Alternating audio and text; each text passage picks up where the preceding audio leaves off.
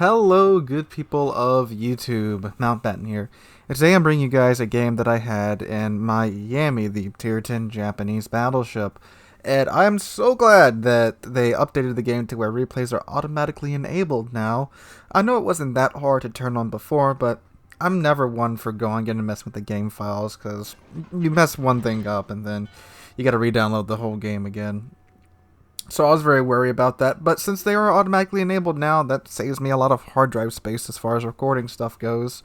For those of you that don't know, every video, except for the replay videos that I used to do, well, that I still do, from the ones that you guys send in, I would actually physically record my screen as I was playing. And I do like the type of video that makes, how you have my genuine reaction, the live commentary and stuff. I do like that, and those videos are, of course, not going away. But you are going to get a lot more of these videos where I'm just playing for just fun, and I get these really cool games. And this is a good game. It's a very tier 10 game, but it's a good tier 10 game. You guys will see what I mean as the game goes on. So anyway, I'm here in the Yami out by the A cap. We got a Henry, a Moskva, and a Zhao, and a Daring going into the A cap. So I'm the only BB over here, and we know the enemy team has a Puerto Rico over there. Oh, here's my captain build, and here's my... Let me let you look at that for a second. And here's my module build. All right. So I do have a Sirocco Yamamoto. I almost got... Wow, I did get... Wow. That's the first time his name's tongue-tied. I got Yamamoto on my Yami. So I got all of his skills and traits and all that good stuff. So there's Puerto Rico, 20 kilometers out. Puerto Rico's a very tough tier 10 cruiser. It's the toughest of the tier 10 super cruisers. And there we go. It's so tough it can only eat 12k from a Yami broadside. And again, only 4 shells actually hit it. Probably would have been much more if all 9 did. So he gets away with 12,000 damage. That's a good strike on him regardless. And then we've got another Yami staying out at max range. And Yami is really the only battleship that's made for staying out at max range and sniping. It's the Yami's thing. Probably will be the Shikishimi's thing once that gets into the game, which is the Shikishimi is the 20-inch Yami. It was the Yashima, but apparently that's too close to Yoshino. So now they've renamed the Shikishimi, which is really close to the Shimakaze. But whatever. So there's also Smolensk over here too, everyone's favorite tier 10 Soviet light cruiser, and a Colbert. So we get both of the HE spammy cruisers over at... Hey, you don't see a lot of Colberts because you have to get the Colbert by doing the research bureau, which means you have to regrind a line 6 or 7 times depending upon what rewards you have. In order to get the Colbert, most people just grind out the coal for the Smolensk. So we've got both of them over here. Oh joy.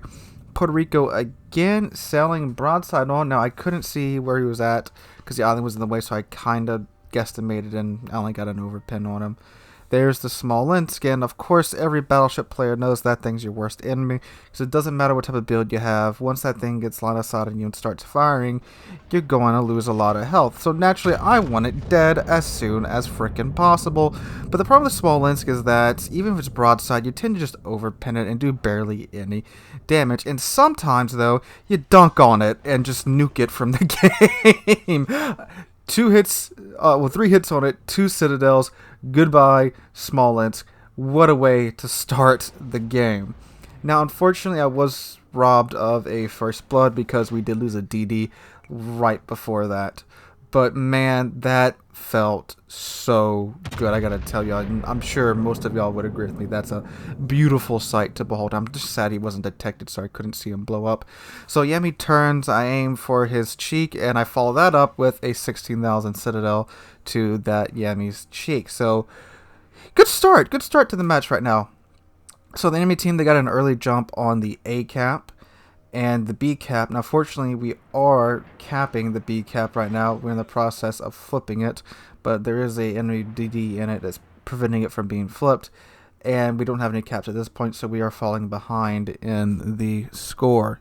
Now there's a Holland right there. He does a very Holland thing and crashes into the island, and Holland's, it's a DD. The Pan-European DDs, they aren't that fast, but still it's a DD, so they can recover from an island beaching quite quickly. Now, fortunately, the Moskva is firing on it, the Henry's not, and I'm trying to get shells on the Holland as well. And he's trying to escape. He eats none of that. Got off lucky there. So the Holland, he's going to get away with not a lot of damage done. And not necessarily the team's fault. Moskva did shoot at him. I did shoot at him. Henry, he was probably zoomed down. And I believe on the Yami or the Colbert. But just because we don't have a whole lot of ships over here, he only lost maybe, I think, like a quarter of his health, if that. So he got off of that pretty easy. Now, I am still staying behind this island because that Colbert is still out there, and so is the other Yami. Now, at range, Yami's armor against other battleships is actually quite good, but against itself, you know, it's better than being in close, but she's still quite chunky at range when fighting another Yami. And when I'm behind this island, if you guys notice, every time I fire, I'm not detected. Because I do have teammates up in front of me spotting, and I can get shots on the enemy ships without being detected. That's ideal when you're in any ship. So I guess just kind of hugging your island waifu. It's just when you're in a Yami, you need a big waifu in order to not be detected. So Yami's selling straight away now, so this isn't the hardest shot for me to do. Colbert is running, you can see, over to B. Now, notice the enemy team, they got those couple of caps really early, but then they backed off for some reason. None of them are contesting in the caps, and we just took B, and now we're going to take A. And if you notice, too, we're both very close on kills. They got one of our battleships and one of our destroyers. We got one of their cruisers and one of their destroyers. So very close on kills as well, but now we have the A and B caps. So I'm trying the Yami. If you notice, with every one of these cells, I'm getting about 9,000 damage on, which is pretty good. It's not huge, chunky damage like you see a lot of Yami clips, but you know it's good, consistent damage, and yeah, another 9,300 damage. Now, honestly, Yami, when you're shooting, you are going to get a lot of overpins. You don't see that in a lot of the videos of Yami because people cut them up, and you know I've done that too with like the more meme videos, and that's most of the clips you see in Yami. I would say roughly 70% of the shell hits that you will get in Yami will be overpins. It's just the fact of playing a battleship. You get a lot of overpins. I get another 9,400 damage on Yami. The only time you don't get a lot of overpins is when you're shooting at other battleships, or you know there are some battleships with special fuses, like the British battleships with their AP with a short fuse. When you shoot cruisers, you won't get as many overpins, but it's mostly overpins. And when you have the biggest guns of the game, you know you're going to get a lot of overpins. And when the Shikishimi comes out, whew, that thing's going to be mostly overpins. But anyway, so looks like the team that was, the group that was over here, looks like they're running over to join their team at below the G line. And right now I'm thinking, okay, they're deathballing. I got that one good salvo on Smolensk and deleted him. So, you know, I might be able to use that clip somewhere in like a, I don't know, if I do another meme video or something, I can use that. So I'm pushing up now just to get better firing angles on the Colbert, because naturally I want him dead next. Since we got rid of the Smolensk, he needs to die, and then we will be free of HE spammy cruisers. And look at his guns go. Look at him. That's crazy. That amount of DPM. Alright, so here I'm trying to decide between the Puerto Rico or the Colbert. And Colbert, he's going detected, undetected, detected, undetected, because he's, I'm assuming he's right on the edge of his detection range, and I believe it is our Shimakaze who's spotting him. He just smoked up, but ooh, I missed that shot on the Puerto Rico. I chose the Puerto Rico because it's a slower target, but I still missed. Yeah, my aim isn't that fantastic. Even though I've played like 5,000 matches, my aim still needs work, but most of the times it's good enough. And plus, playing a lot of battleships, I mean, there's a lot of RNG involved. But anyway, so I just kind of fired at both the Puerto Rico and Colbert, and I figured since they were all smashed into each other, I would get a hit on something. I did not. So again, now the enemy team, they've really deathballed down south of the B cap, and there's nothing below the A cap anymore. So again, I'm thinking, okay, they're deathballing, but then I look at the kills. We're still even on kills. So they're not dying a lot like most deathball teams do. And I'm sure most of you guys know when a team deathballs is when they just stay in one area and then you just have to kill them or just cap. I mean, we're almost 200 points ahead of them now. We just sunk their Henry.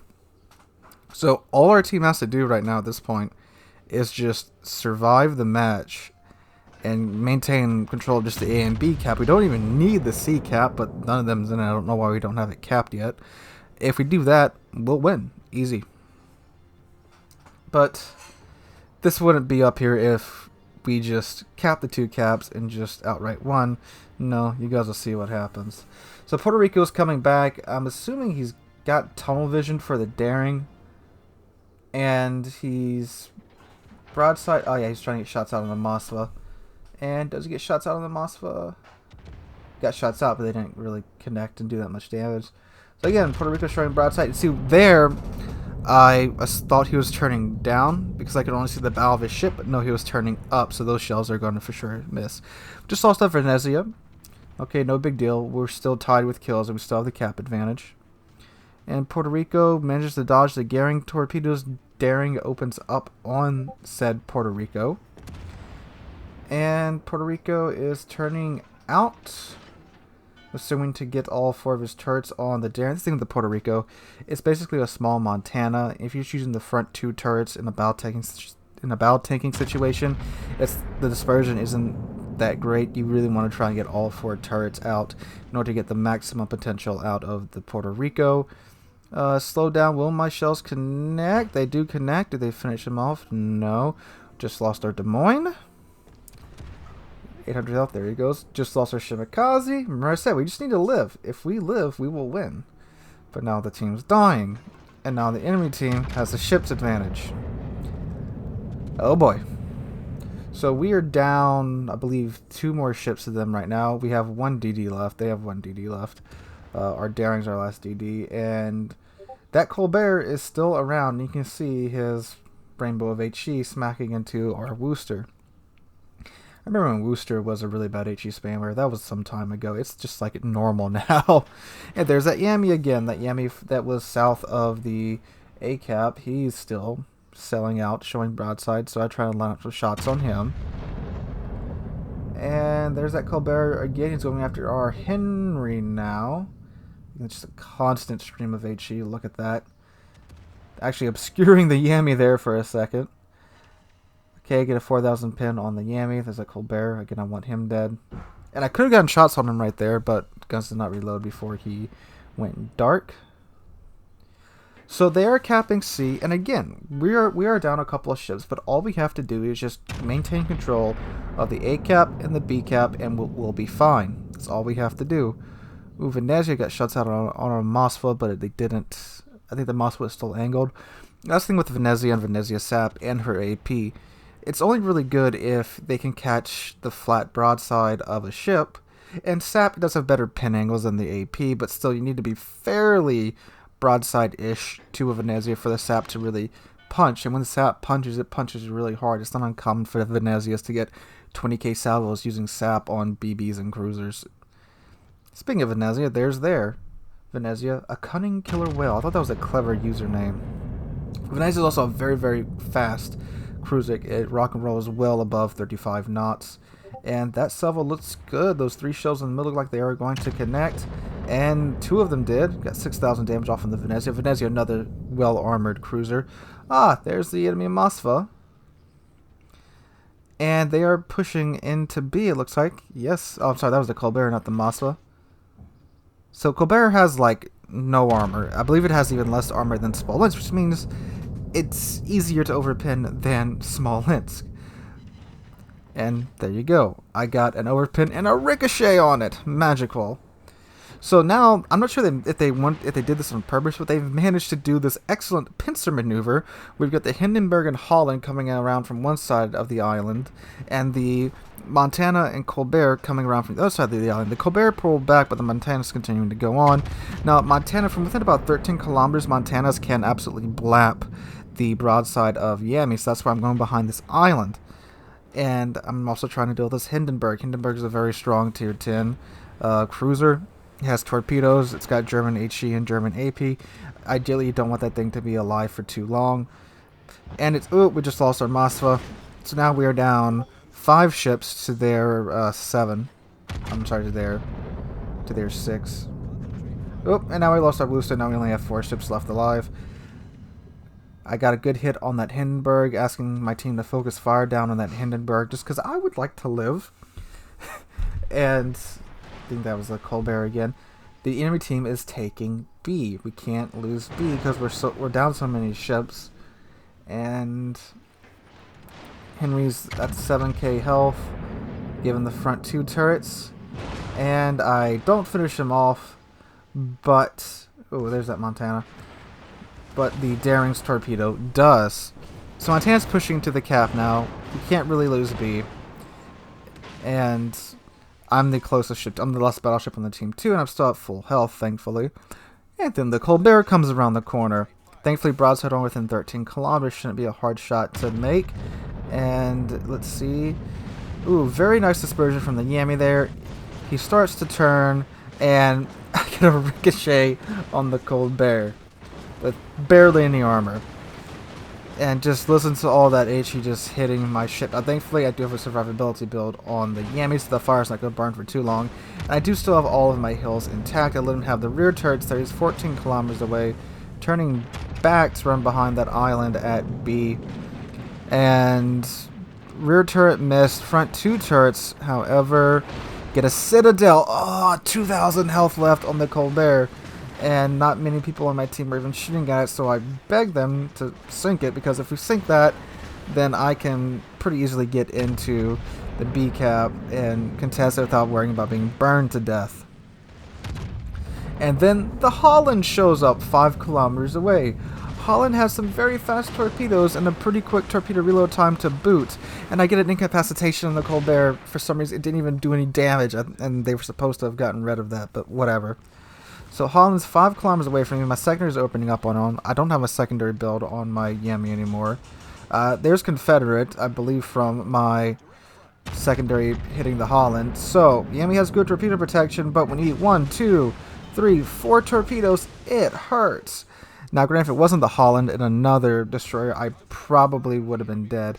And there's some Venezia torpedoes. Okay, the Zal managed to burn down the Montana. So I'm trying to get all 3 of my turrets on this Holland in order to just get him down. But then he goes undetected. I'm like, oh, that's bad. I was banking on being able to hit him, and even though I would have just overpinned him with 9 18-inch shells, it probably would have ended the Holland. So now I'm stuck broadside onto a Holland with a pretty quick torpedo reload and a Venezia off to my left. But Venezia's been occupied by our Zal. Zal has managed to grab his attention and is kiting him away. Thank God for that Zal, because I would probably be dead if it wasn't for him at this point. So Colbert, 14 kilometers away. I believe I'm just on the edge of his range, because he is not connecting shots on me. That, or he's just a really bad aim.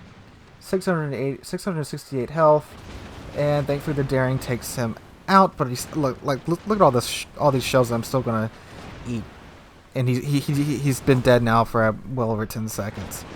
And there we go, I'm finally done with that. So I'm still hard spotted, so that means obviously the Holland's probably just right in front of me. I'm moving up to prevent that Yami from pushing in closer, but then there's some shells right there. I thought, okay, who's that? Maybe it's the Holland, and I'm like, the Worcester! Worcester decided to come within knife range of the Yami, and he's 2 kilometers away from me. He angles inward, which is a mistake for him, because when you angle inward, it gives the shells more to bite into, and now you get a dead Worcester. If he would have probably been broadside, he probably would have survived, but then there I go after that.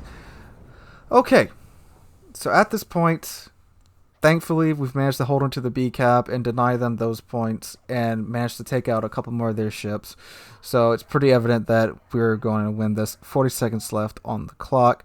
So with 2 dev strikes, a Confederate, and a high caliber, and 200,000 damage done, almost 3 million potential damage, we do manage to win this game. And that was a good game, a very good game. The enemy team, if they would have capped, well, they did cap. If they would have held onto their caps, they could have easily won this. Our team, I don't know, I guess they all had a sudden urge to die over at the C cap. I'm not sure what happened there. But, man, this was a very, very, very good game. A very fun game, too. And closer than the point says, because, again, if one or two things would have happened differently, they could have easily won that match. But a very good game. Some really, really lovely salvos in there. Some nice exploding cruisers as well. So, guys, if you enjoyed the video, please drop a like, leave a comment, and subscribe. We are on our way to 10,000 subscribers, and we are just past 9,700. Cannot thank you guys enough for that. We are within 300 subscribers of our goal, and I'm pretty sure we're going to hit that before the end of the month. You guys have been awesome with all the new subscribers recently. Again, cannot thank you guys enough for that. Hope you guys are having a wonderful Tuesday. Hope you come out tonight to see the tournament. It will be live streamed here on the channel.